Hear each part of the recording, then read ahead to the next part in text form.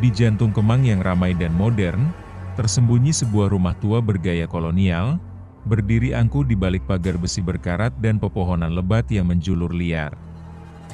Meski telah lama kosong, rumah itu seakan memiliki nyawa sendiri.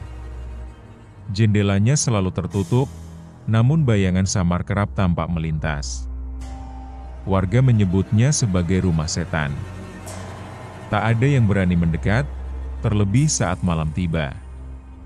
Aura kelam menyelimuti tempat itu, seolah ada sesuatu yang belum selesai, sesuatu yang masih menunggu, dengan sabar dan penuh dendam.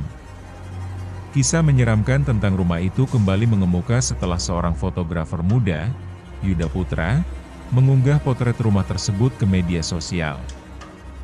Foto-foto itu memperlihatkan sosok samar berdiri di jendela lantai 2. Komentar netizen pun penuh rasa takut dan penasaran. Namun keesokan harinya, Yuda menghilang. Hanya sepedanya dan kamera yang ditemukan di depan rumah. Jejak langkahnya berhenti di ambang pintu. Sejak saat itu, tak ada satupun yang berani menyentuh pagar rumah itu lagi. Keberadaan Yuda tetap menjadi misteri. Rumah tersebut dulunya milik seorang perempuan tua bernama Nyi Raras. Ia hidup menyendiri dan jarang berinteraksi dengan warga sekitar. Setelah kematiannya yang mendadak, rumah itu diwariskan kepada cucunya, Ayu, yang tinggal di luar negeri. Namun Ayu tak pernah kembali. Rumah dibiarkan terbengkalai selama puluhan tahun.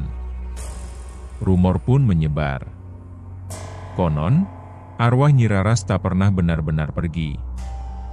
Beberapa warga bersumpah mendengar suara tangisan dari dalam rumah, dan bau anyir kerap menguar di malam Jumat Kliwon. Sekitar 1 dekade lalu, seorang pengusaha properti bernama Hendrawan mencoba membeli rumah itu. Ia berniat mengubahnya menjadi kafe tematik. Bersama tim renovasinya, ia masuk ke dalam rumah. Namun keesokan paginya, Hendrawan ditemukan duduk membatu di ruang tengah, mata kosong menatap langit-langit. Ia tidak merespons siapapun.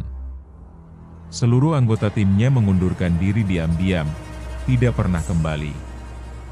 Hendrawan pun dirawat di rumah sakit jiwa dan tak pernah berbicara lagi. Rumah itu pun kembali terkunci, seperti menelan siapapun yang masuk. Menurut arsip lama, rumah tersebut dibangun di atas lahan bekas pemakaman era kolonial. Konon, saat pembangunan, beberapa jasad dipindahkan paksa tanpa upacara.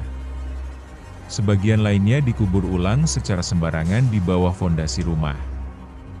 Sejak itulah, gangguan mulai muncul. Seorang spiritualis yang pernah diminta untuk melakukan pembersihan bahkan pingsan sebelum mencapai teras. Ketika sadar, ia hanya berkata pelan, "Tempat ini dijaga." Tak ada yang berani melanjutkan ritual. Rumah itu pun dibiarkan tertutup, menjadi legenda kelam di tengah kota. Bulina, seorang wanita paruhbaya yang tinggal tepat di seberang rumah itu, menyimpan banyak pengalaman ganjil. Hampir setiap malam, ia melihat cahaya redup dari dalam rumah, meski listriknya sudah lama diputus. Kadang tercium bau dupa dan bunga melati yang menguar dari jendela-jendela gelap. Pernah suatu malam, ia mengaku melihat sosok perempuan tua berdiri di balkon lantai 2, dengan rambut putih panjang dan mata merah menyala menatap tajam ke arahnya. Sejak malam itu, Bulina menutup semua jendelanya sebelum maghrib dan tak pernah melihat ke arah rumah itu lagi. Kisah lain datang dari seorang pengantar paket bernama Andri yang mendapat alamat pengiriman yang tertulis dengan tangan, tanpa nomor telepon. Peta digital menunjukkan lokasi pengantaran di depan rumah tua tersebut. Saat Andri tiba, gerbang rumah terbuka perlahan, meski ia yakin terkunci saat pertama kali melihatnya. Ia meletakkan paket di tangga depan, namun ketika berbalik, terdengar suara keras dari dalam rumah. Andri tidak menoleh. Ia lari sejauh mungkin. Ketika dicek kembali keesokan harinya, paket tersebut telah lenyap, tanpa jejak. Anak-anak sekitar sering bermain petak umpet di sore hari, tapi mereka selalu menjauhi rumah itu. Arif, bocah berusia 9 tahun, pernah tanpa sengaja bersembunyi terlalu dekat dengan pagar belakang. Di sana ia melihat sesosok anak perempuan duduk di bawah pohon, memeluk boneka lusuh. Pakaian anak itu kotor, penuh tanah dan sobekan. Wajahnya tertutup rambut panjang, namun senyuman tipis tampak di balik helainya. Ketika Arif menatap lebih lama, senyuman itu melebar tak wajar, hingga ke telinga.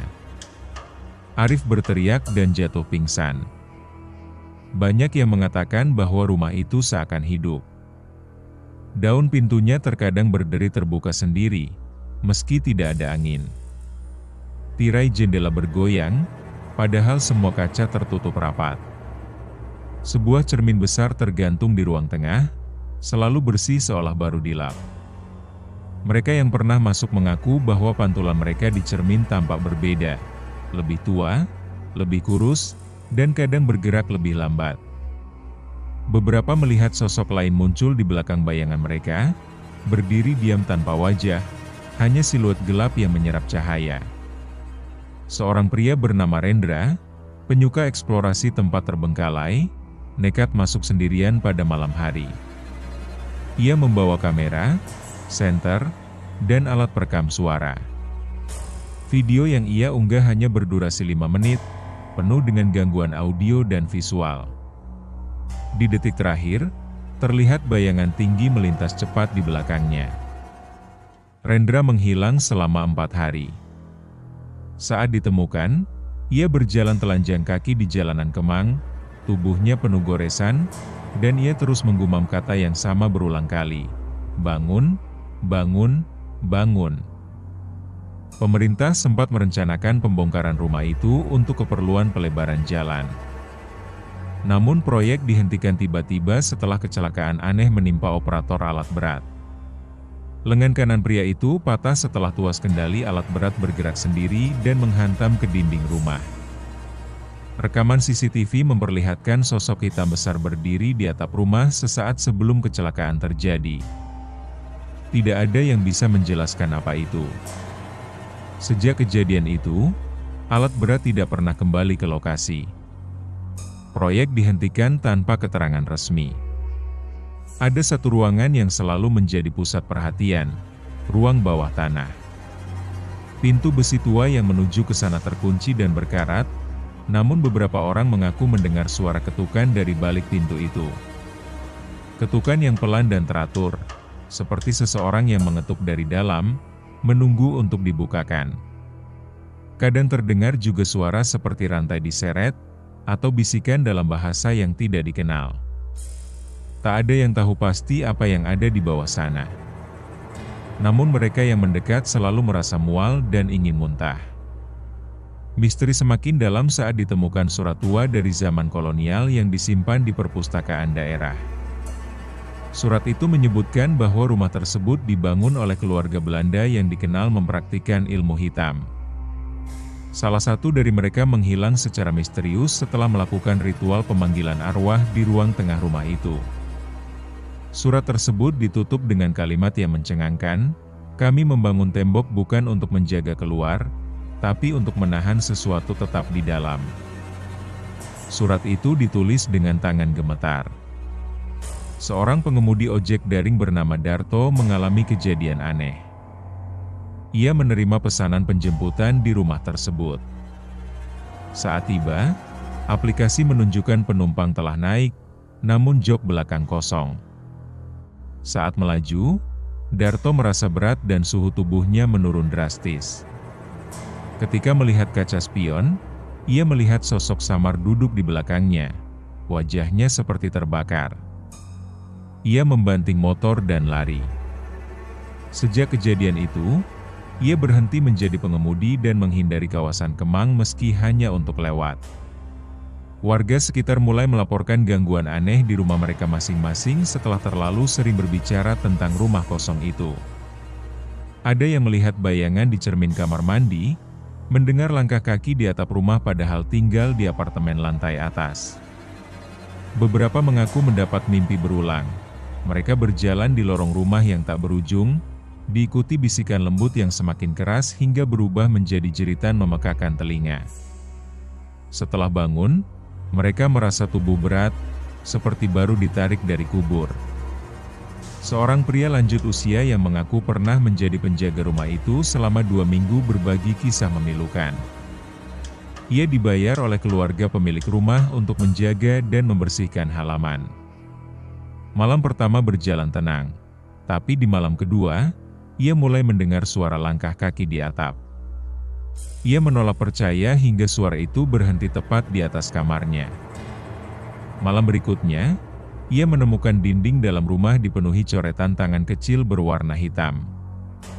Ia menghilang 2 hari setelah itu, dan hanya sepucuk surat ditemukan. Dia bangkit. Meski terlihat tua dan rapuh, rumah itu seakan tidak tersentuh oleh waktu. Catnya yang mengelupas tetap tampak sama sejak 2 dekade lalu. Ranting-ranting pohon yang menyentuh atap tidak pernah mematahkan gentengnya. Bahkan hujan dan angin tak pernah menjatuhkan jendela tuanya. Seolah ada sesuatu yang melindungi rumah itu, atau menjaga isinya tetap terkunci di dalam. Mereka yang mencoba merekam atau memotret rumah itu sering mengalami kegagalan teknis, atau lebih parahnya, hasil gambar memperlihatkan sesuatu yang tidak mereka lihat secara langsung. Beberapa malam, rumah itu mengeluarkan suara aneh seperti nyanyian lirih perempuan, diselingi suara tangisan bayi. Suara itu terdengar jelas meski tidak ada satupun penghuni. Seekor anjing yang berkeliaran pernah berlari ke dalam rumah, mengejar sesuatu. 3 hari kemudian, ia ditemukan di kebun belakang dalam keadaan mati dengan tubuh kering seperti kehabisan cairan. Sejak saat itu, binatang apapun, kucing, burung, tikus, tidak pernah terlihat mendekati rumah tersebut lagi. Alam pun seolah tahu untuk menjaga jarak. Ada yang percaya bahwa rumah itu bukan sekadar bangunan berhantu. Ia adalah simpul, sebuah titik antara dunia manusia dan sesuatu yang lebih purba. Banyak yang yakin roh Nyi Raras bukan satu-satunya penghuni di dalam sana. Di balik lantai dan dinding tua itu, tersembunyi energi gelap yang tak pernah padam.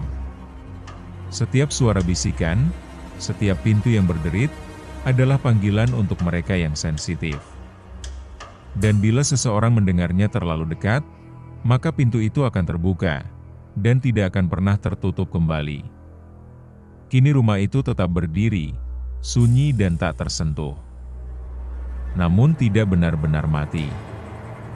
Ia bernapas melalui mimpi buruk orang-orang yang menatapnya terlalu lama. Ia berbisik dalam ketakutan anak-anak yang tak sengaja bermain terlalu dekat. Waktu tidak menyentuhnya, karena ia bukan milik dunia ini sepenuhnya. Mereka yang masuk, dan tidak keluar, menjadi bagian dari dindingnya.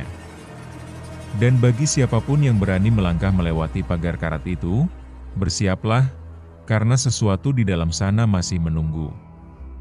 Dan ia belum selesai.